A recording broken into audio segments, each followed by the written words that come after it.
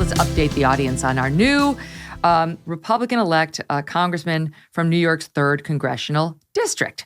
Again, this is a district that went for Biden, so he was not supposed to win.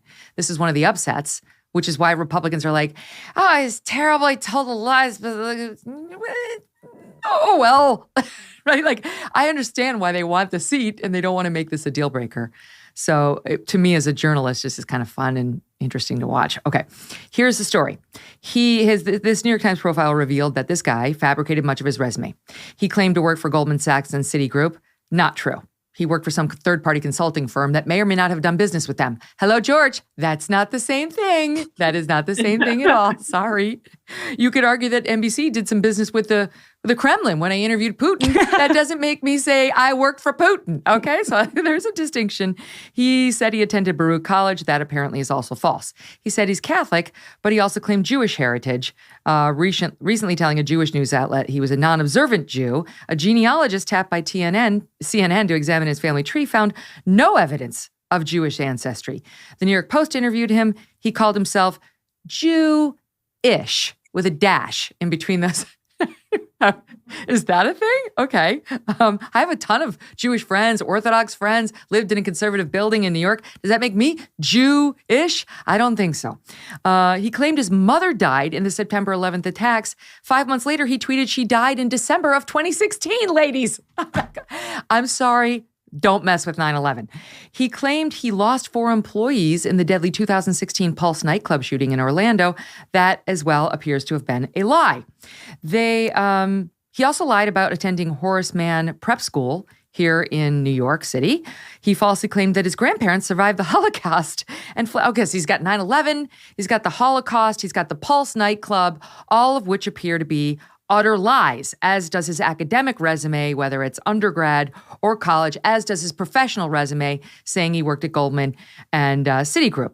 He said he grew up with a white Caucasian mother, an immigrant from Belgium.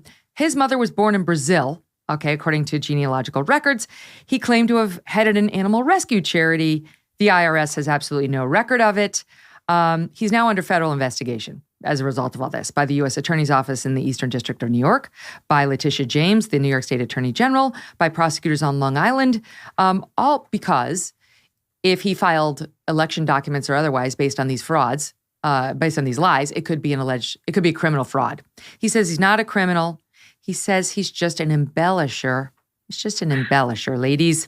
He came out and said, I made a mistake. Humans are flawed. We all make mistakes. I'm sorry, but F this guy. Just that because there are liars on the Democrat side doesn't mean that this is good enough for America. This guy's a serial fabulist who has no business in the U.S. Congress. We need fewer liars, not more. You don't look at the other side's lies and say, fine, let's elect a bunch of liars of our own. So whatever. Okay, he can be seated. I guarantee you the 3rd Congressional District had no idea about all this shit when they elected him. But you know what can be done is he can be promptly booted out if you have 2/3 of the vote of the party, of both sides, because there's a provision in the Constitution to make that happen as well. All right, that's the story. Let me start with you, Eliana. What should happen here?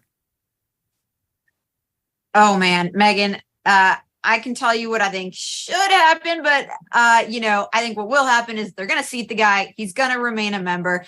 Serial fabulous liar. That probably applies to a lot of the members of the United States Congress. I hate to say, doesn't make it right. But this guy, I have to say, takes it to a whole new level. We can point to a lot of Democrats who have done this, but like every detail of this guy's resume is embellished. And I think what it comes down to is, in all likelihood, he will be put back in front of the voters in 2 years of his district, and they can decide whether this is okay with them or not. That is what I predict will happen. Oh my God, he got in based on a fraud. He didn't disclose all that to those people before the vote. Article 1, Section 5 of the Constitution grants the House and the Senate the right to kick out members. Expulsion requires a 2/3 vote. I know it's not going to happen, Emily. It's not going to happen. They're not going to get 2/3 to vote to kick this guy out. But it really just is a testament to how we have no standards. And apparently we don't have an aggressive enough media, whether you're a Republican or a Democrat, because this should have been done before the vote. Well, and yeah, that's one of the best takes I've seen is like, this is a huge, I think, problem with local media. That we used to have so much more of a robust local media, and national media now is so big and so full of people who are not going to be doing the sort of legwork, the shoe leather journalism that would happen in a district. I think this is actually part of the reason we saw all of this flare-ups at school board meetings, because there were no reporters in the room for years. And parents suddenly over Zoom found out what was happening in the classrooms because there was nobody in the media, in their local media, paying attention to it for them. So we're going to start seeing some of this stuff happen more and more, stuff that would have been caught by local media. Republicans always do vulnerability studies on their own candidates. So it's pretty interesting. The pattern of money that didn't go to George Santos. What did Republicans know about this period anyway? Now, I understand the perspective. If Democrats are so curious about this pattern of lies, they will be shocked to learn about Ilhan Omar's past, for instance. Wait until they just dig into She married that. a brother. I don't know if that's... So I understand people being like, listen, they're all warm bodies anyway. You just want them to vote in a certain way or not. But at the same time, this guy clearly has zero respect for his constituents because he lied to them. I think, there is a democratic process not to seat him. There's a democratic process to recall the election, perhaps, however the sort of mechanisms locally are for that. So maybe we'll see it happen. But what they could do is basically what they did with Steve King. They stripped him of his committees. So you can seat him and then not put him on committees. And that's probably what I would expect. I like that. Okay, that's something. Eliana, I made a mistake. You were mistaken that your mom died in 9/11? Oh, okay. You were mistaken about your grandparents dying in the Holocaust? You were mistaken that your 4 employees died at the Pulse Night? That is not shit that we forget or make mistakes about. The guy's seriously got a fundamental... Now, I get it. Because you look at because of course I read all of it, right? And I'm looking at Jim Garrity over at National Review, who reminded us of some of the Biden lies. He said he was arrested during a civil rights march. Not true. He spent part of a summer working as a tractor trailer driver. No. Was arrested while trying to read Nelson Mandela. Try again. His son Bo was killed in Iraq. No, he wasn't. He graduated top of his class in college. Actually, it was toward the bottom. He said he hit a home run in one of the, or 368, I don't even know what that is, home run, in one of the congressional baseball games. Untrue. That his first job offer was from an Idaho timber company. Wrong. And then he later admitted to overstating his academic record in the 1980s. He, of course, was bowed out of one of the presidential campaigns earlier because of his plagiarism of other speeches and so on, claiming that they were his own. Hillary Clinton claimed she was fired at on the tarmac. Remember that lie in Bosnia? Cheryl Atkinson called BS on that because she was there. Elizabeth Warren said she was Native American. She's not because of her mama and her pawpaw and her high cheekbones. Bull. We could go on, right? I get it. But this guy hasn't told the truth about anything so far as I can see. It's a new year, so let's make 2023 all about a new you. Thanks to Genucel Skincare, you can look 5, 10, even 15 years younger. During the Genucel New Year's clearance event, save over 70% off. 70! Genucel's most popular package, all their best stuff to take care of all your skincare needs.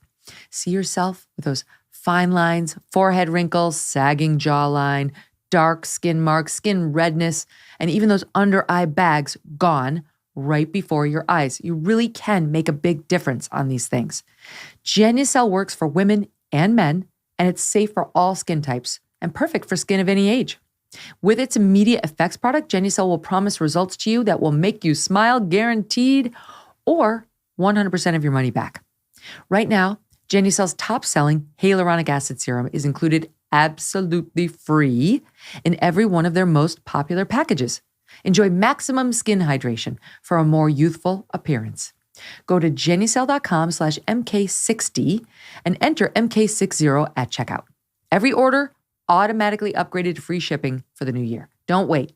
Go to Genucel.com/MK60. GENUCEL.com/MK60. Hey, thanks so much for watching. If you like what you just saw, hit the subscribe button for more clips and full episodes.